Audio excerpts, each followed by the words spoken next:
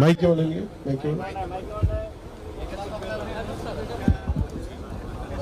నేను కేశంపల్లి రైతు పెట్టినండి, government teacher sir. నా పేరు ముత్యాల రామూర్తి. నేను 1993లో జిల్లా కలెక్టర్ గారు కూర్చొని చెప్పండి. జిల్లా పర్యావరణ పరిరక్షణ 1993 ఈ అమలాపురం సతీష్ చంద్ర గారు అప్పుడు ఆ రోజులో. అప్పుడు నేను ఆ సమయంలో దీని మీద ఏదైనా పొల్యూషన్ సమస్యలు ఏర్పడుతుంటే దాని దృష్టికి తీసుకెళ్ళటం, బోర్డు దృష్టికి తీసుకెళ్ళటం జరిగేది సార్. ఎక్కువగా మాగాణి భూములు ఏవైతే ఉన్నాయో, మీరు చెప్పదలుచుకున్న పాయింట్ చెప్పండి. మాగాణి భూములు ఏవైతే ఉన్నాయో వాటిని చెరువుల కింద మార్చేయటం వల్ల ఆ చెరువుల్లో వాడినటువంటి కెమికల్స్, రొయ్యలకు సంబంధించిన డిసీజ్ సంబంధించినటువంటి ఇవన్నీ కూడా చెరువుల నుంచి కూడా ఈ శంకరగుప్తం డ్రైనేజీకి ఆనుకుని, కర్వాకు నుంచి అయితే వేలాది ఎకరాలు ఆనుకుని ఉన్నాయి. అవన్నీ వాటర్ని కంటామినేట్ చేస్తున్నాయి, కలుషితం చేస్తున్నాయి సార్. ఆ రోజు నేను కొన్ని పేపర్లో ఇవ్వడం, దాని మీద చేయడం జరిగింది సార్. ఆ చెరువులు మాగాణి భూముల్ని వ్యవసాయ భూములుగా మార్చడం వల్ల ప్రమాదమైనటువంటి కలుషితమైనటువంటి వాతావరణం అప్పటి నుంచి ఎక్కువగా ఏర్పడింది సార్. దానికి కంట్రోల్ లేదు సార్. మాగాణి భూముల్ని చెరువుల కింద మార్చకుండా కఠినమైనటువంటి చట్టాలు అమలు చేసినట్లయితే ఖచ్చితంగా బాగుంటుందనేటువంటిది నేను తెలియజేసుకుంటున్నాను సార్.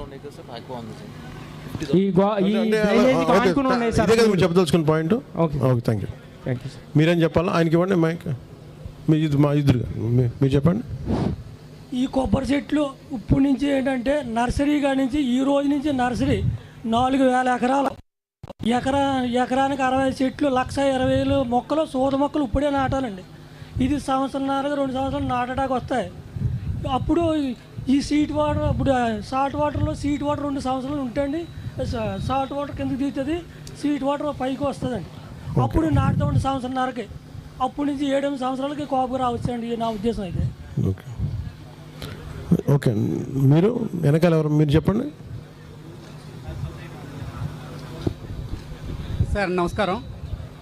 ముఖ్యంగా ముందు కొబ్బరి చెట్లు తలవాల్చినవి, పెట్టదల వేసిన చెట్లను ఎన్యూమరేట్ చేసి కేంద్ర మన కోకోనట్ బోర్డుతో మాట్లాడి 10,000 రూపాయలు నష్టపరిహారం ఇప్పించాలని నేను రిక్వెస్ట్ చేస్తాను. ఎందుకంటే ఒక చెట్టు కనీసం 1,000 రూపాయలు ఆదాయం వస్తున్నప్పటికీ కూడా ఒక 5 సంవత్సరాలు ఖచ్చితంగా చెట్టు తిరిగి పునర్నిర్మాణం అవడానికి 5 సంవత్సరాలు కనీసం పడుతుంది. ఆల్రెడీ ఒక చెట్టు తొలగించి దాన్ని పాతి మళ్ళీ కొత్త మొక్కలు వేయాలంటే ఒక 5,000 రూపాయలు అవుద్ది. ఎప్పుడు కూడా కోకోనట్ బోర్డు ఈ ఆంధ్రప్రదేశ్ పెద్ద ఉపయోగించుకోలేదు. రీజనల్ బోర్డు ఉన్నప్పుడు కూడా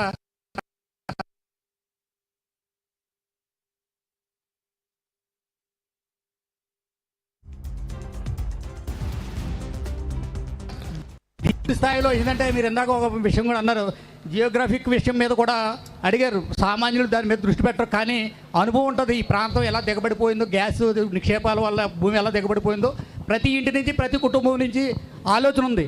కానీ 1,000 కోట్ల రూపాయలు ఆదాయం అసలు ఓఎన్జీసీ మీద ఎఫెక్ట్ చర్యలు తీసుకోవడం ఏ అధికారులు కూడా ముందుకి రారు. ఖచ్చితంగాను మా అదృష్టం, మా దేవవరప్రసాద్ గారు ఈ ప్రాంత సమస్య మీద పూర్తి దృష్టి పెట్టడం వల్లే ఈరోజు ఈ సమస్య మీ దృష్టి దాకా వచ్చిందని మాత్రం మేము నమ్ముతున్నాం. మా అధికారులకు విన్నవించినప్పుడు కూడా ఎందుకంటే ఓఎన్జీసీ అనేది ఒక పెద్ద ఈ దేశానికి అవసరమైందే, కానీ ఈ ప్రాంత ప్రజలకు ఖచ్చితంగా శాపమైంది మాత్రం నేను ఖచ్చితంగా చెప్పగలను.